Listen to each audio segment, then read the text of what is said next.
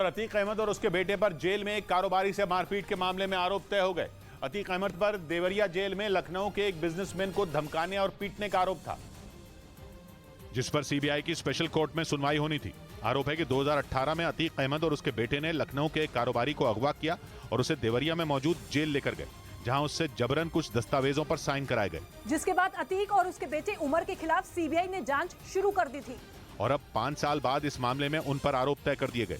जानकारी के मुताबिक अतीक और उसके बेटे उमर पर जालसाजी, अपहरण और मारपीट के आरोप लगे, जिसमें अतीक अहमद और उसके बेटे को मौत की सजा तक सुनाई जा सकती है। इसके बाद यह तय माना जा रहा है कि अब अतीक अहमद का जेल से निकलना लगभग नामुमकिन है, क्योंकि उस पर पहले से ही उमेश पाल हत्याकांड समेत कई मामले दर्ज हैं और इस केस में भी उसे लंबी सजा भुगतनी पड़ सकती है।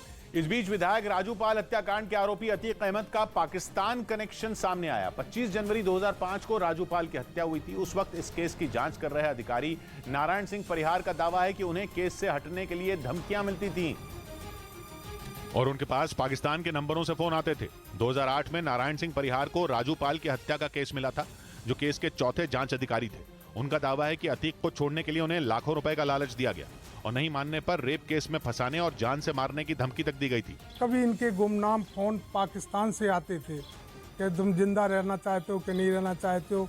नारायण सिंह का आरोप है कि उन्हें कई दिनों तक धमकियां दी गईं, लेकिन वो अतीक के रसूख के आगे नहीं झुके। बाद में उन्होंने अतीक और उसके गुर्गों के खिलाफ चार्जशीट लगाई, जिसमें गुड्डू मुस्लिम भी था। हालांकि अब इस मामले की जांच सीबीआई कर रही है। वहीं उमेश पाल हत्याकांड के बाद अतीक गैंग के गुर्गों पर अब रंगदारी मांगने का आरोप लगा है। प्रयागराज के मोहम्मद अख्तर नाम के आदमी ने 2 करोड़ रुपए रंगदारी मांगने का आरोप लगाया, जिसमें उसने जैद और उबैद नाम के 2 गुर्गों का नाम लिया और पैसे नहीं देने पर धमकी देने का आरोप भी लगाया। नहीं दोगे तुम, तुम्हारे भाई वो भी मिल जाएंगे, सीधे जान से जाएंगे।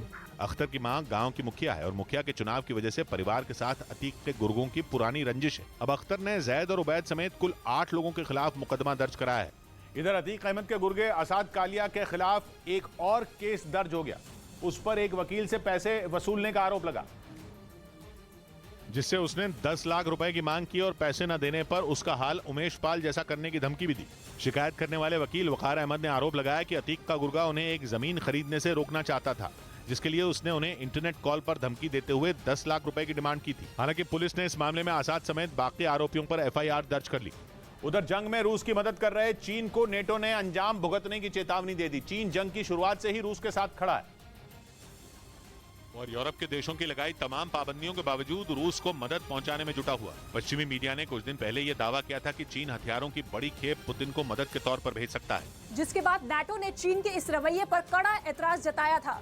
लेकिन चीन रूस की मदद करने से बाज नहीं आया, जिसके बाद नेटो ने चीन को बड़ी कीमत चुकाने की चेतावनी दे दी। Any provision of lethal aid to Russia from China will be a big mistake. NATO ने यह साफ कर दिया कि अगर चीन ने आतंक फैलाने में रूस का साथ दिया तो वो भी नेटो के सदस्य देशों के रडार पर होगा। यानी अगर आर पार की जंग की नौबत आई तो नेटो रूस के साथ ही चीन को भी नक्शे से मिटाने में नहीं हिचकिचाएगा।